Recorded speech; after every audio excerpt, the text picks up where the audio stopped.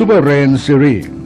ซูเปอร์เรนซีรีส์เป็นมินิสปริงเกอร์ที่เน้นความคุ้มค่าและความสะดวกในการติดตั้งทั้งกับท่อ PE และท่อ PVC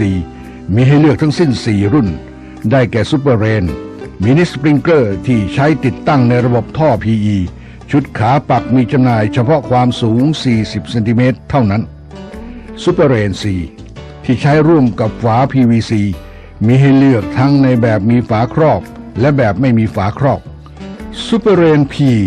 ที่ใช้ติดตั้งในระบบท่อ PVC ซูเปอร์เรนซีรีส์